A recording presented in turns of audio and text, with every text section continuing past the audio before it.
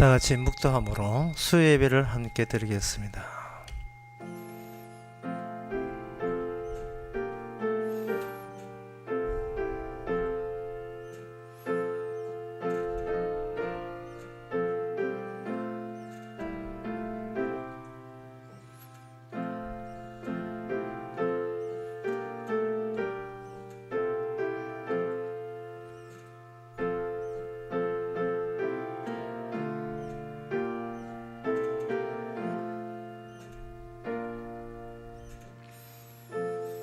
악인의 권세가 의인의 업에 미치지 못하리니 이는 의인으로 죄악에 손을 대지 않게 하매로다. 하나님, 죄와 멀어지게 하시고 죄와 상관없는 나라에 가게 하시고 인간의 힘으로 이룰 수 없는 것을 주께서 손대셔서 친히 간섭해 주시니 감사합니다. 이 시간도 말씀과 그 말씀이 완성되는 세계를 바라볼 수 있는 귀한 시간 되게 하옵소서. 예수님 이름으로 기도합나이다. 아멘. 찬송가 235장 합시다.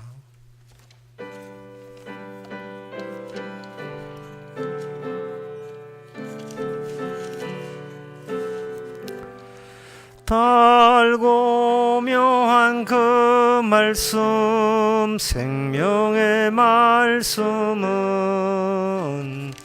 귀한 그 말씀 진실로 생명의 말씀이 나의 길과 믿음 밝히 보여주니 아름답고 귀한 말씀 생명샘이로다. 아름답고 귀한 말씀 생명샘이로다. 귀한 그 말씀 내 노래 제목이 되도다. 모든 사람의 복주는 생명의 말씀을 값도 없이 받아 생명길을 가니 아름답고 귀한 말씀 생명샘이로다. 아름답고 귀한 말씀 생명샘이로다. 널리 울리고 퍼지는 생명의 말씀은 마음의 용서와 평안을 골고루 주나니 다만 예수 말씀 들어 복을 받네. 아름답고 귀한 말씀 생명샘이로다. 아름답고 귀한 말씀 생명샘이로다. 아멘. 이 시간 우리 한 마음으로 기도합시다. 이 세상에 어떻게 사느냐, 앞으로 우리의 어떻게 될 것이냐 하는 그것은 우리가 고민할 문제가 아니고 그때마다 주님의 지시를 받으면 그것으로 우리가 족한 줄 알아야 됩니다. 미리 어설프게 계획 잡고 기대하고 그렇게 하게 되면 주의 일을 회방하고 주님의 원망하는 결과를 알 겁니다. 항상 주님은 우리와 동행하기 때문에 그때마다 우리에게 지시를 내리고 지시에 따라가게 되면 모든 일은 주님의 앞에 합력하여 선이 될 줄로 믿고 살아갈 수 있도록 다 같이 기도합시다.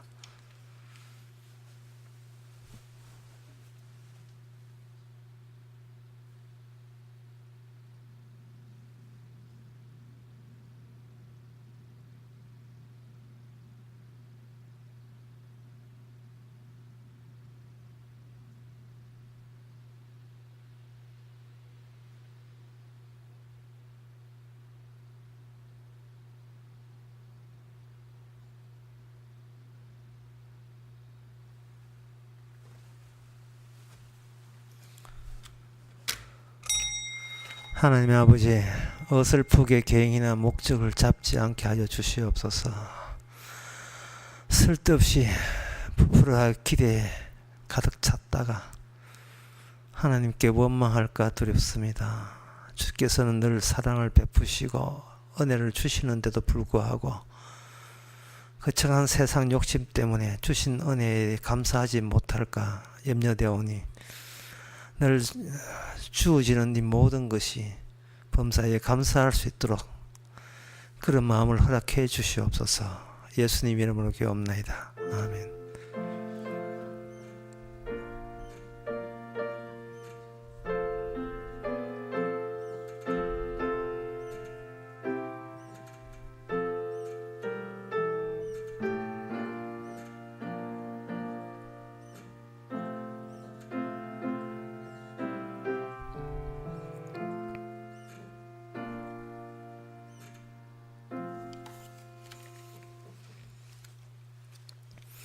하나님의 말씀 보겠습니다. 창세기 21장 30절에서 34절까지입니다.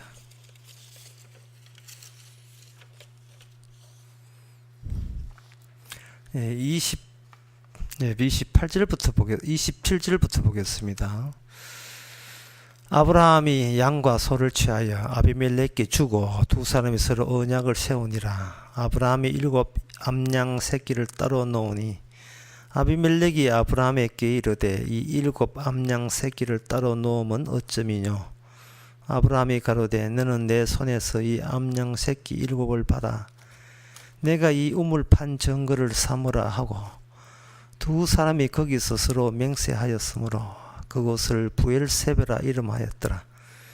그들이 부엘세바에서 언약을 세우매 아비멜렉과 그 군대 장관 비골은 떠나 블레셋 족속의 땅으로 돌아갔고 아브라함은 블레셋바에 에셀 나무를 심고 거기서 영생하시는 하나님 여호와 이름을 불렀으며 그가 블레셋 족속의 땅에서 여러 날을 지내었더라. 아멘. 원래 이 땅이라 하는 것은 창세기 3장 이후에 비극의 장소입니다. 저주받을 곳이죠. 아담이란 것이 분명히 사람이지만 하나님은 아담을 흙으로 돌려보냅니다. 그만큼 이 땅이라 하는 것은 그냥 가만히 있는 땅이 아니고 뭔가 움직이고 꿈쩍거리는 땅입니다. 근데 이 하나님에 의해서 하나님의 선택을 받은 사람, 하나님의 부름을 받은 사람은 그 땅에서 일어나는 그 일관된 하나님의 일이 마지막 때까지 어떻게 이어지는가에 참여하게 됩니다. 하나님의 택한 백성은. 그런데 하나님의 택함을 받지 못한 사람들은 그 땅을 창세기 3장하고 똑같이 자기 생존을 위해서 투쟁하는 그러한 자기 생계와 생존, 자기의 목숨 부지를 위해서 그냥 환경으로 존재하는 그런 땅으로서 이해하게 되죠. 어차피 인생은 태어나면 결국 죽게 돼 있는데 그것은 죽게 돼 있으면 사람들이 왜 죽는지, 왜 태어나는지 내가 죽는 이유가 이 땅에서 주어지거든요. 땅 자체가 저주받는 땅인데 이 땅의 저주가 어디서 왔는지, 왜 왔는지, 누구 때문에 왔는지, 땅이 저주받는 것이 무슨 어떤 계기가 있어서 그런지 그런 데는 관심이 없고 이왕 태어난 거 자기들 눈에 보니까 땅은 그냥 그대로 있는 것처럼 보이거든요. 아무 땅에서 어떤 변화라는 게 보이지 않는 신비한 변화는 없고 그냥 정기적으로 봄, 여름, 가을, 겨울 이렇게 정기적으로 질서 있게 잡히니까 잘만 이용하게 되면 평생 잘하면 밥 먹고 살겠다고 생각하는 겁니다. 근데 이 밥 먹고 살아봤자 죽잖아요. 죽으면 흙되잖아요. 내가 밥 먹고 살겠다는 그 의지와 우리를 흙으로 돌려보내는 땅의 의지를 사람들은 왜 이게 어긋났는지를 모릅니다. 창세기 4장에 보면 형 가인이 아벨을 죽였는데 아벨 입장에서는 자기가 죽인 동생 가인의 입장에서는 자기가 죽인 아벨과 자기 그 두 사람의 문제라고 생각했지 그게 목격자가 있을 줄은 몰랐습니다. 땅이 목격자가 된다는 사실은 상상도 못했지요. 그 당시 CCTV가 있었던 것 같습니다. 땅 자체가 CCTV 역할을 한 거죠. 네가 이 땅에서 하는 일을 내 다 안다. 땅이 하늘을 향하여 호소했더니만 하나님께서 응답하시고 가인에게 찾아와서 네 동생이 왜 죽였느냐 이래 나왔던 대목이 나옵니다. 가인의 입장에서는 동생만 움직이고 동생만 상대하면 된다고 생각했는데 땅 상대하는 방법을 몰랐어요. 자기가 속해 있는 이 대지, 이 땅, 토지 이것을 어떻게 상대하는지를 몰랐습니다. 하나님께서 이 땅을 저주했다는 말은 무슨 뜻이냐 하면은 그 저주 뒷면에 땅을 통해서 다른 일을 기획했다는 것을 또 아울러 이야기합니다. 제가 아까 아담이 흙이 된다고 했죠. 아담은 흙이니 흙으로 돌아가라 했습니다. 아담 이름 자체로. 그런데 그 부인 이름은 놀랍게도 흙이 아니고 하와예요. 생명이 되는 겁니다. 그렇게 생명이라는 것은 생명나무에서 따먹어서 생명 얻는 걸로 우리가 알고 있는데 이 저주 속에서 생명이 나오리라는 것은 이것은 인간들은 감히 생각 못하고 하나님이 개입한 하나님만이 실시할 수 있는 다른 계획이 이 저주받은 땅 위에서 계시가 되었다고 보시면 되는 겁니다. 땅은 저주받은 건 맞아요. 근데 저주 속에서 상상도 못할 영생이 나온다. 오늘 본문에 보면 33절에 보면 아브라함이 부엘세바에 에셀 나무를 심고 거기서 영생하시는 하나님이 여호와를 이름을 불렀더라. 이렇게 영생에 대해서 거론하고 있습니다. 하나님을 영생 주시는 하나님으로 알고 있습니다. 그런데 이 아브라함은 영생 주시는 하나님을 알고 있는 이 아브라함이 이런 고백을 하는 그 순간에는 아브라함 혼자 고백하고 있어요. 그 전에 28절, 27절에 보면 그 전에 누가 찾아왔냐? 아비멜렉이 찾아왔거든요. 아비멜렉이 찾아왔을 때는 영생하는 하나님을 부르지 않았습니다. 그냥 아비멜렉과 언약을 맺었죠. 그런데 아비멜렉이 자기 부하 장군 비골과 함께 떠나고 난 뒤에 아브라함이 혼자 있을 때 하나님이 영생 주시는 여호와 이름을 부른 거예요. 이 말은 뭐냐 하면 아브라함이 하나님의 이 땅에서 영생 얻는 그 방식에 대해서 아브라함이 알고 있다는 겁니다. 반면에 아비멜렉은 동일한 사건 속에 있으면서도 그는 하나님의 영생에 대해서는 관심도 없고 다른 데 관심이 있는 겁니다. 마치 가인처럼. 그 어디에 관심이 있느냐 하면은 이 우물에 대해서 관심이 있어요. 우물이라는 것은 물이 나오는 곳입니다. 그런데 그 물이 왜 필요하냐? 이 저주받은 이 땅에서 물이 없으면 인간은 못 살죠. 인간의 몸무게 75%가 물로 되어 있으니까, 수분으로 되어 있으니까 물 없으면 못 삽니다. 세포 하나하나에 물이 다 포함되어 있으니까 목마를 때는 마셔야 되죠. 물이 없다는 말은 죽음을 의미하고 우물이 확보된다는 말은 이거는 살았다고 생각하는 거예요. 이 수준이 무슨 수준이냐? 아비멜렉 수준이에요. 아비멜렉 수준.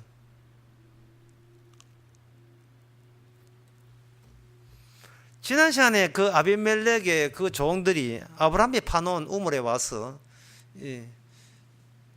도둑질 해야죠. 물을 도둑질 해갔습니다. 도둑질 해놓고 딴 딴 이유 때문에 아비멜렉이 비굴과 함께 찾아와요. 이 말은 뭐냐 하면 아비멜렉 입장에서는 이 토백입니다. 이 토백이 토박이죠. 자기 땅입니다. 자기 땅에 자기가 온전히 지배할 수 있고 통치할 수 없는 이질적인 과정이 들어왔는데, 그 과정이 그냥 지나간 나그네 같으면 무시하고 네 말 들어 이렇게 하겠는데, 이 아브라함 때문에 난데없이 자기 집안의 여자들이 임신을 못했습니다.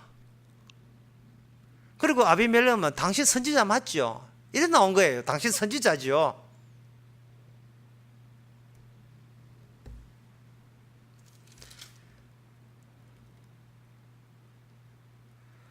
그리고 아비멜렉이 아브라함 때문에 낯선 세계를 경험하게 된 겁니다. 그 낯선 세계는 아비멜렉에게 생전 겪어보지도 못한 두려움과 공포로 다가온 거예요. 무서운 거예요. 잘못 건드리면 화가 자기한테 임하는 겁니다. 이 점을 다시 한번 생각해 봅시다. 예수님이 이 땅에 오시지 않으면 여러분, 이 교회라는 것도 필요도 없고 제가 설교할 이유도 없어요. 예수님이 안 오시면 그 인간들끼리 그냥 재미나게 살면 되는 겁니다. 물론 교회 만드는 것은 자유예요. 왜? 교회 만들어서 재미나게 살면 되니까.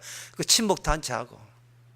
그냥 그것 때문에 교회에 있는 게 아니고, 교회는 이 세상을 공포로 몰아넣기 위해서 교회가 있는 겁니다.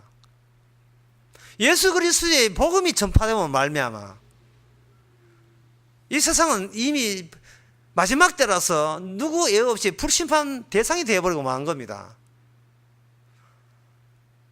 누가 보면 그 18장에 그 이야기 했지요.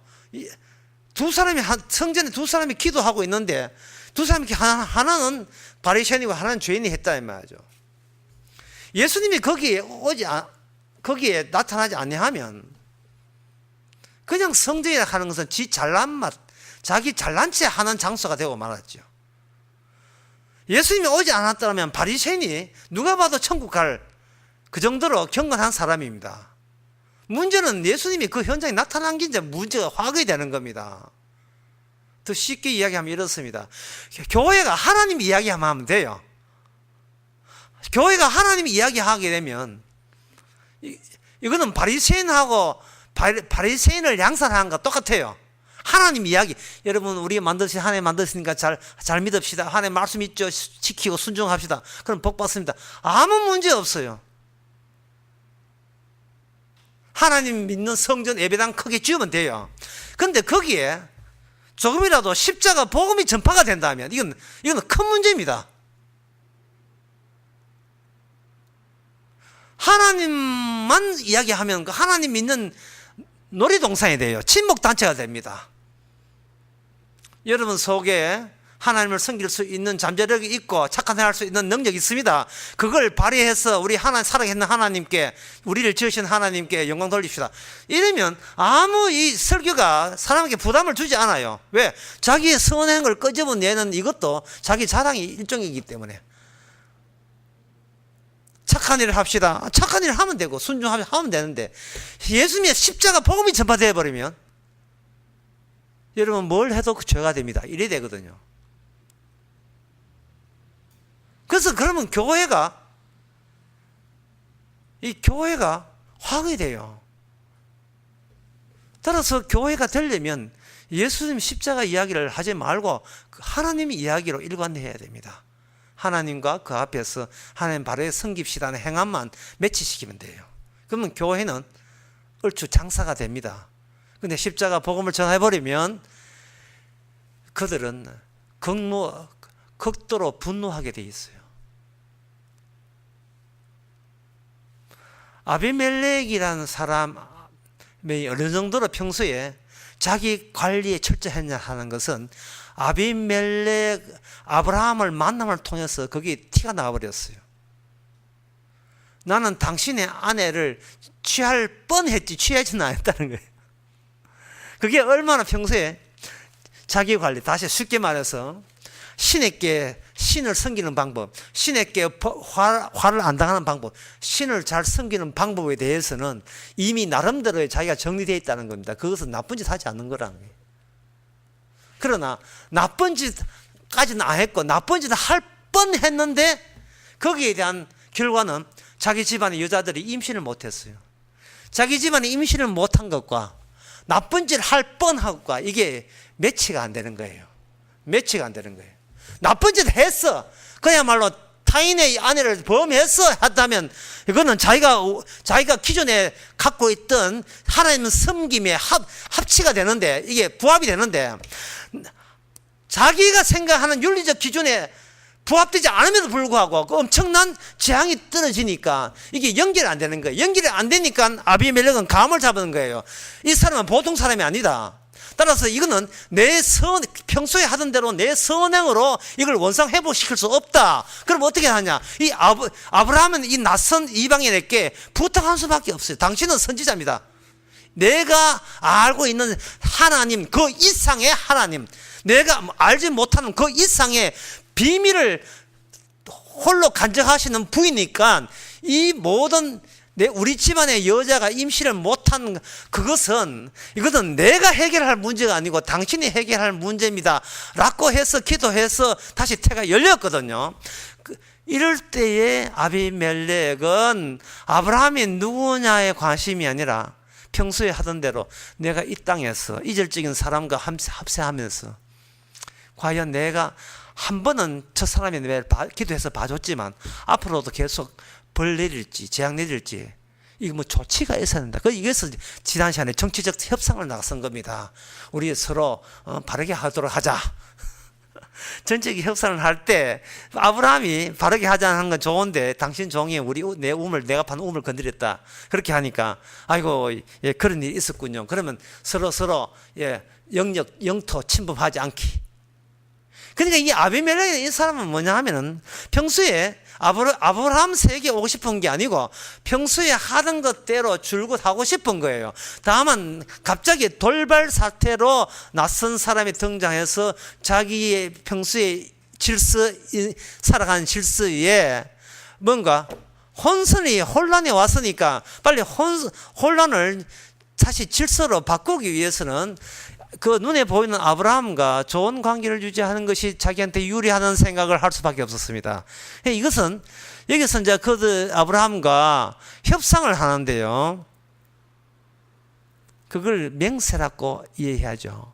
그러니까 이 같은 맹세, 브엘세바라는 뜻이 뭐냐 하면 맹세의 우물이, 맹세의 우물이라는 뜻인데, 이 맹세의 우물이라는 이 브엘세바라는 이 맹세에 대해서 같은 맹세라는 단어를 쓰면서 세바라는 명사 뜻이에요. 같은 맹세라는 뜻을 사용하면서 아비멜렉이 이해하는 맹세라는 것은 정치적 협상력을 말한 것이고 아브라함이 생각하는 언약은 맹세는 따로 있어요. 아브라함이 생각하는 언약도 마찬가지고 언약이라 하는 건 맹세가 같은 말이에요. 아비멜렉이 생각하는 언약은 따로 있고 아브라함이 생각하는 언약은 따로 있습니다. 아비멜렉은 이 위험한 인물과 좋게 지내자는 정치적인 협상 카드인 반면에 개성공단 다시 재개하면 그런 거겠죠. 협상 카드인 반면에 아브라함은 이번 내가 이 아비멜렉과 만나는 이 모든 일에 하나님의 개입한 사건으로 보자는 겁니다. 그러면 하나님의 언약 안에 맹세 안에 뭐가 들어있냐 하면 하나님이 개입했던 증거물로서 그 안에 사건들이 함축되어 있는 거예요. 함축되어 있는 겁니다. 그 함축된 내용에 중요한 내용이 들어있는데 이게 뭐냐 하면 그게 다음 시간 22장과 관련되어 있는데요. 이게 뭐냐 하면 아비멜렉이 나 아브라함을 만나고 나서 자식을 못 낳았다는 거예요. 태가 다쳤다는 거죠. 자, 아버지에게 있어서 자기 자식을 낳는데 태가 다쳤다는 말은 아버지 본인이 죽은 존재라는 뜻이에요. 아버지가 자식을 못 낳는다는 말은 그냥 자식 없는 아버지가 되는 게 아니고 죽은 자식을 낳아야 이게 계속해서 하나님의 복을 복을 받는다는 증거가 되는데, 자식이 없다는 말은 살아도 산 인간이 아니고 지속적인 하나님의 축복이 끊어진 저주받은 존재, 그 증거가 자식이 없는 거예요. 이 자식이 없음으로써 아버지 본인이, 아비멜렉 본인이 나 도대체 어떤 존재인가를 아브라함이 오기까지는 몰랐어요. 아브라함이 나타나가지고 자기 태가 죽고 난 뒤, 태가 끊어지고 난 뒤에는, 아브라함이 몰고 온, 아브라함을 개입시킨 그 아브라함의 하나님 입장에서는 나는 자동적으로 복받는 존재가 아니고 저주받을 자라는 사실을 그는 깨닫게 됩니다. 기존에 자기가 알고 있던 하나님과 다르죠. 기존에 알고 있는 하나 신이 있다면, 아비멜렉 신이 있다면 그거는 착하게 살았기 때문에 자연적으로 자식은 복으로 주어진다고 생각한 겁니다. 자기는 잘났다 이 말이죠. 의롭다 이 말입니다. 그런데 아브라함을 만나기 전까지는 그랬죠. 만나고 난 뒤에 내가 저쪽 신의 입장, 아브라함 신의 입장에서는 죽은 자고, 내가 믿는 신의 입장에서는 내가 멀쩡한 자지만 저쪽 신의 입장은 내가 죽은 자가 되는 거예요. 물론 나중에 아비멜렉이요, 아브라함하고 맹세하고 난 뒤에, 정치적 협상하고 난 뒤에는 여전히 마찬가지로 그 사람 돌아갑니다. 이 우물이라는 것은 이게 생명, 이 물이 있어야 돼요. 그냥 지 목숨 부지하는 거예요. 아까 제가 이야기한 창세기 3장에 왜 태어난지, 왜 죽는지 모르고 그냥 이 땅에서 밥이나 먹고 살면 그게 복이라고 생각하는 거예요. 그런데 이 아비멜렉에 만나는 이 아브라함 입장에서 만나도 마찬가지예요. 아브라함이 어디 감히 내 아내를 건드릴 뻔해서 네 홈 좀 나와라. 하나님이여, 저 아비멜렉의 자식을 태가 닿게 해주세요. 아브라함이 이렇게 사전에 기도한 적 없어요. 놀라기는 아브라함도 마찬가지 놀라는 겁니다. 아브라함이 복을 받는다는 것은 다시 한번 아브라함은 자기가 위상을 다시 생각하는 거예요. 아브라함이 이삭이 놓았을 때가 21장이거든요. 왜 이삭이라는 자식을 주면서 왜 그 전에 이스마엘 자식을 왜 허용을 하셨느냐 이 말이죠. 그것은 아브라함은 죽은 자며 아브라함이 되어야 이게 산 자가 되는 거예요. 그러면 아브라함과 아브라함의 차이점이 뭐냐? 아브라함 때는 이스마엘이 있었지만 아브라함 때는 이삭이란 자식이 있음으로써 아브라함이 되는 겁니다.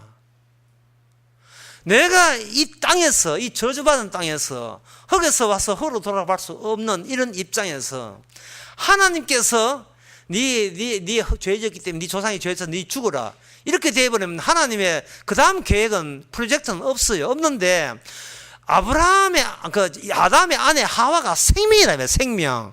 어떻게 죽음의 땅에서, 저주의 땅에서 생명이 나오느냐? 그 계획은 하나님께서 놀랍게도 아브라함 자신을 선택해가지고 그걸 실어버려요. 아브라함 인생 가운데 그걸 실어버린다고요. 갈대우로 자기 고향을 떠나게 만들어요. 갈 곳을 잊어버립니다. 떠나온 순간부터 나거나 되었습니다. 이 지상에서 나거나 된 거예요. 오늘 본문 마지막에 봅시다. 그가 블레셋 족속의 땅에서 여러 날을 지내었더라. 블레셋 족속의 땅이에요. 자기 땅, 아브라함 땅 아닙니다. 오래 있다고 해서 자기 땅 되는 거 아니에요. 어차피 아브라함은 나그네입니다. 나그네라는 말은 이 땅에 자기 땅이 없다는 뜻이에요. 이 저주받은 땅에 자기 땅이 없음에도 불구하고, 자기 땅이 아니고 저주받은 땅에도 불구하고 거기서 영생을 만들어낸다. 영생은 생산되는 거고 만들어내는 거예요. 믿음은 새롭게 만들어지는 거, 믿음은 발명되는 것이에요. 영생은 발명되는 겁니다. 하나님에 의해서, 하나님의 개입에 의해서 되는 겁니다.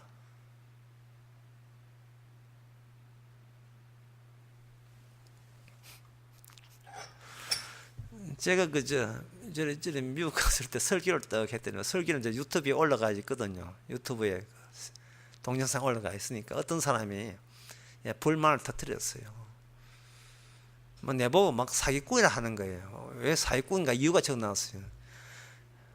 이 사람은 기적으로 구원받는다 라는 말을 하는 거 봐서 이건 사기꾼이다. 왜냐? 로마서에 보니까 우리가 믿을 수 있는 걸 다 기록되어 있는데 성경에 기적으로 구원받는다는 게 없는데 왜 기적으로 구원받는다 하느냐? 그러니까 사기꾼에다가 사기꾼 말을 3번인가 뭐 4번인가 써놨어요. 그래 그 짧은 글이지만 그 사람의 그 마음을 이해하려고 애를 썼습니다. 기적으로 구원받는다는 말을 사기꾼이기 때문에 하는 소리라면 그럼 그 사람 주장은 뭐냐 하면은 그냥 성경 보고 그냥 이해하면 구원받는다는 기적이 필요 없다는 거예요.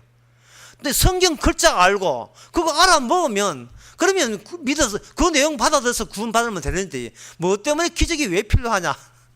지금 그것 때문에 이제 내보고 사기꾼하고 그렇게 이제 욕을 하는 거거든요. 그럼 그 사람은 결국 뭐냐 하면은 자기 구원받기 위해서 성경이 있는 줄 알고 있는 거예요. 구원받기 위해서.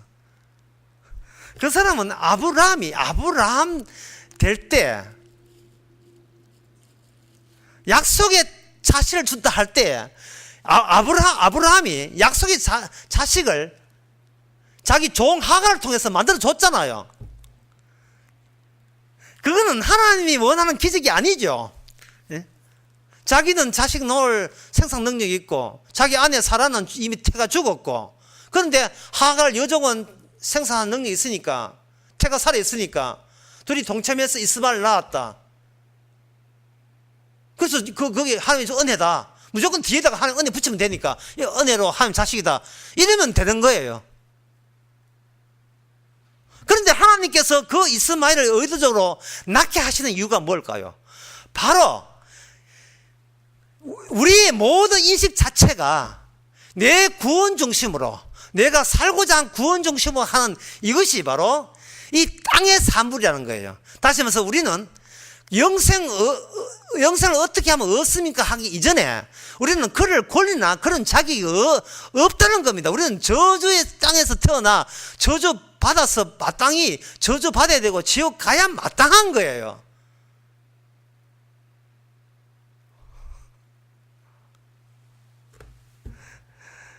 하나님 믿어줘서 구원받는 게 우리의 권리가 아니고 우리가 사용할 수 있는 우리의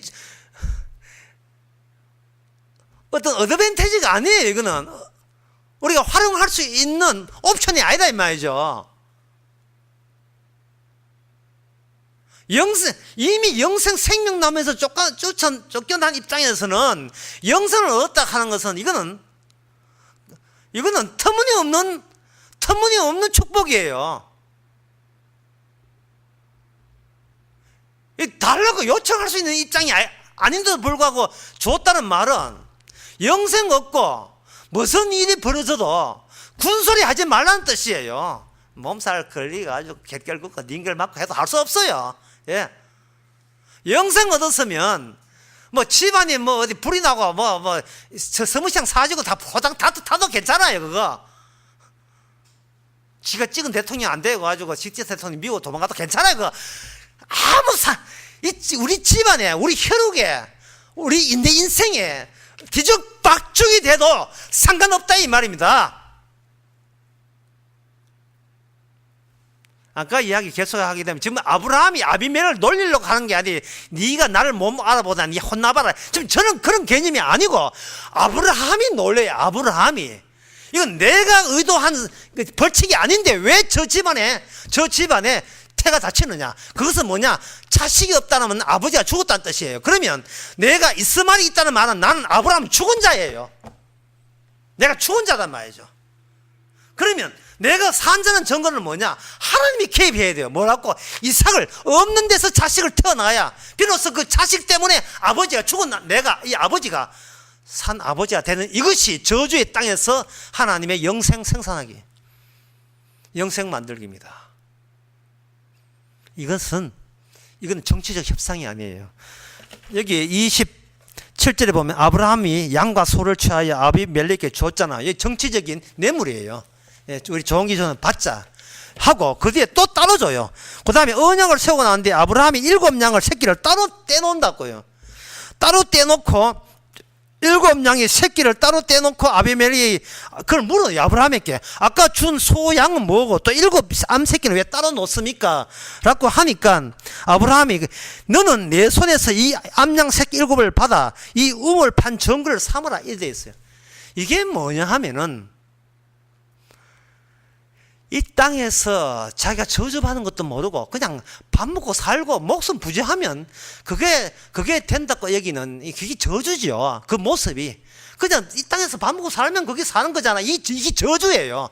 영생은 상상도 못하는 거죠. 그러한 땅에 속한 인간들이 기껏 얻고자 하는 것은 뭐냐면 물이니까 그 우물에 대해서 자기는 기대를 했고 우물에 대해서 자기 종들이 그것을 건드렸고 그 우물에 대해서 맹세한다는 것은 우물이 무엇보다 중요하다는 거예요. 그렇게 아비멜렉 입장에서는 우물이 뭐냐? 자기 생존에 필수 불가결을 한 겁니다. 그런데 아브라함은 그 우물을 뭐로 바꾸느냐 하면 하나님의 이 영생을 주셨다는 증거물로 삼아버리는 겁니다. 안 믿는 사람들, 이 세상에서 여호와를 모르는 사람과 같이 어떤 협상을 하고 맹세를 하고 약속을 하게 되게 되면 이것은 언약이라는 것은 묶이는 거예요. 묶이는 거. 언약은 쉽게 말해서 만난다는 말보다 우리는 서로 만났다는 말보다 더 세게 얽혀 있는 관계는 이제는 헤어질 수 없다는 관계예요. 우리는 만났다보다 헤어질 수 없는 관계가 더 심한 관계를 더 강하게 깊게 있게 표현한 거예요. 이 아브라함은 그 따로 뗀 양 7새끼는 바로 아브라함 자신을 말합니다. 이 세상의 영생을 위해서 바쳐진 아브라함 자신의 제물화, 이 현실에서, 이 현실 세계에서, 현실 세계에서 너는 나하고 관련성이 있어서 이 땅에 언약이라는 것, 맹세라는 것을 너는 경험했다는 것을 보여주는 겁니다. 이 말, 제가 말해도, 천천히 말해도 잘 이해 안 되죠. 이 무슨 말이냐 하면은, 원래 생명나무가, 영생은 생명나무에 있어요. 근데 그 생명나무가 저주받은 이 땅에서 생명을 끄집어낸다는 것은, 이것은 엄청난 희생이 따르기 마련이에요.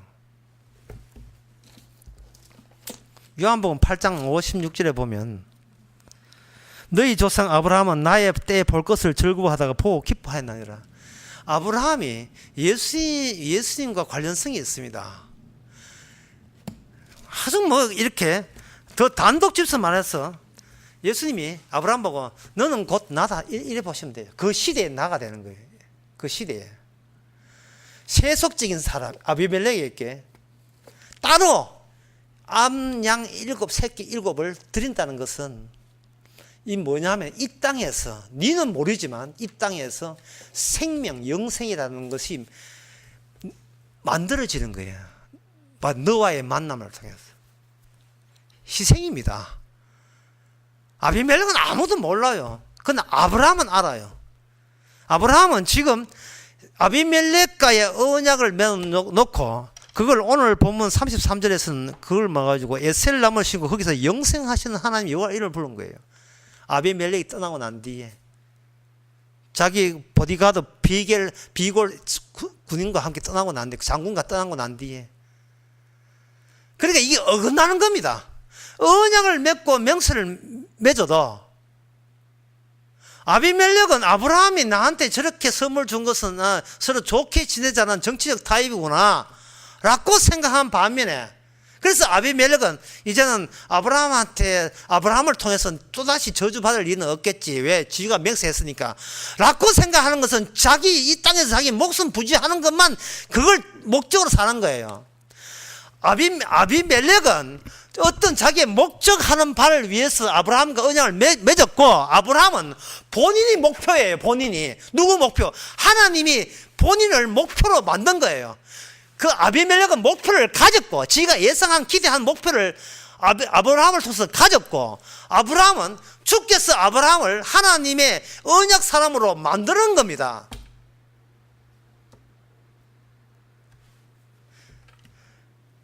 천국 가기 위해서 천국 가기 위해서 예수를 믿어주는 것은 천국 가고 싶다는 자기 목표를 위해서 예수를 이용해 먹는 거고, 진짜 성령을 받은 사람은 본인이 예수 그리스도를 증거하는 사람이 되는 거예요. 천국 가고 자시고 하는 구원받고 그런 문제는 이미 성도한테는 뭐 이건 신경 쓸 문제가 아니에요. 주께서 그걸 자기를 그렇게 언약 사람을 만들어내잖아요. 잘 이해 안 되시죠? 그렇다면 이제 이해되도록 말씀드릴게요. 신라 33대 선덕대왕 다음에 경덕왕이 있어요. 34대.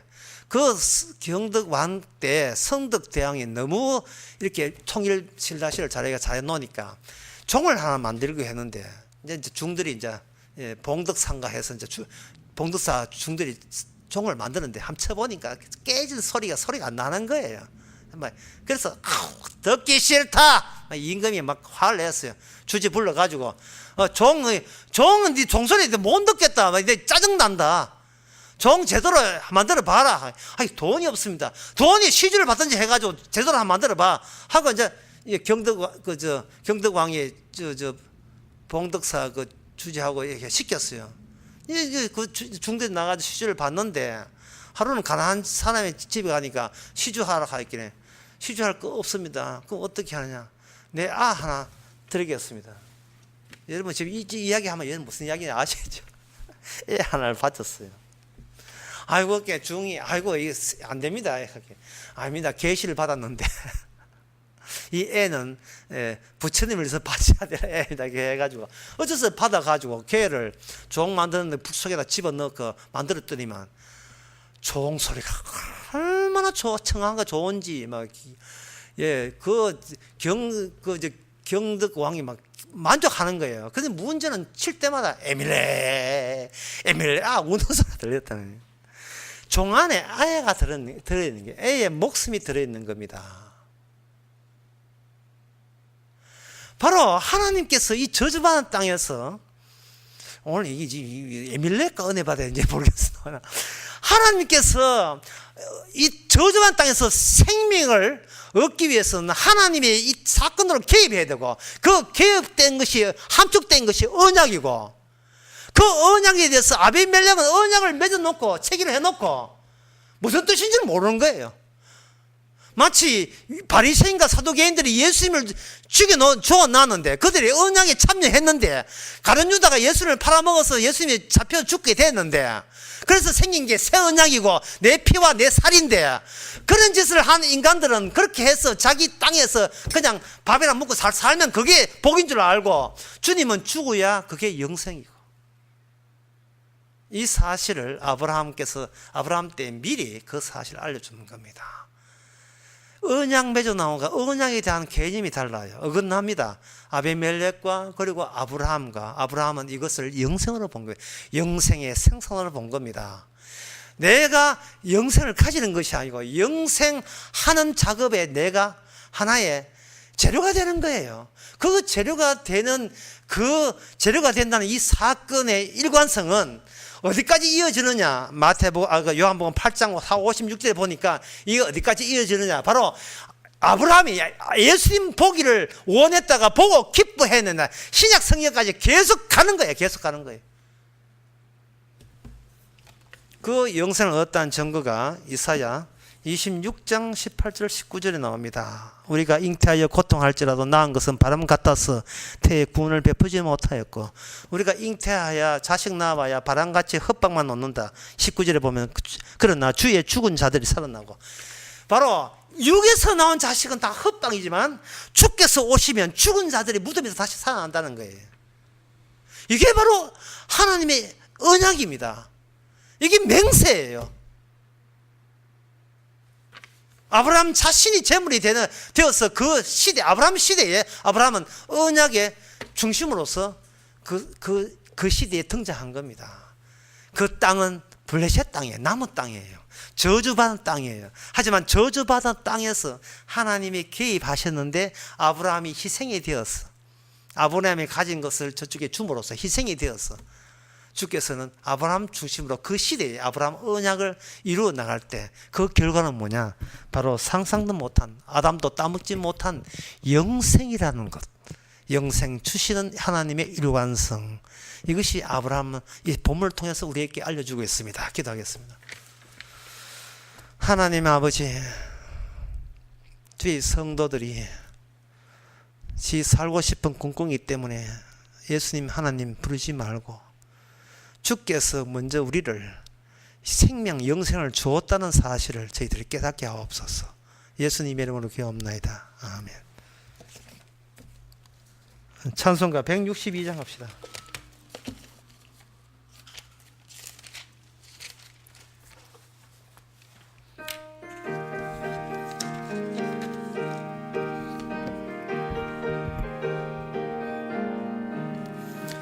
신랑 대신 예수께서 다시 오실 때 밝은 등불 들고 나갈 준비되는 그날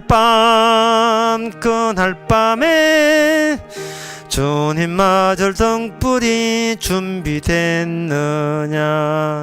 예비하라 우리 신랑 예수 오실 때 밝은 등불 손에 들고 기쁨으로 주를 맞겠네. 주를 나와 맞으라는 소리 들릴 때 기뻐하며 주를 맞이할 수 있느냐. 그날 밤에 주님 맞을 등불이 준비됐느냐.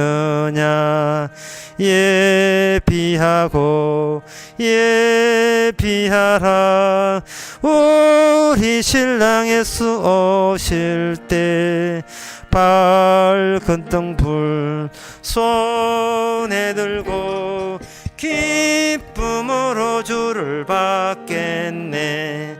항상 깨어 기도하며 거룩한 기름 준비하고 하지를 맞지 못하리. 그날 밤에 주님 맞을 등불이 준비됐느냐.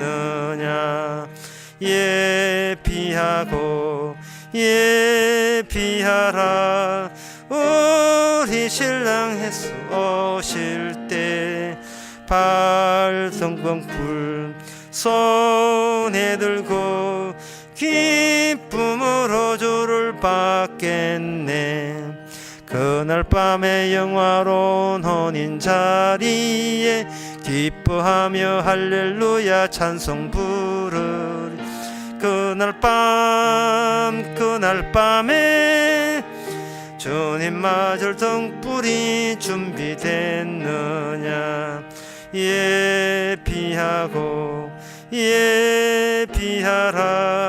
우리 신랑 예수 오실 때 밝은 등불 손에 들고 기쁨으로 주를 받겠네. 기도합시다. 지금은 우리 주 예수 그리스도 은혜와 하나님의 크신 사랑과 성령의 충만하심이 아브라함의 자손이 오히려 아브라함을 살린다는 사실을 깨달은 모든 성도에게 주의 이름으로 축원하나이다. 아멘.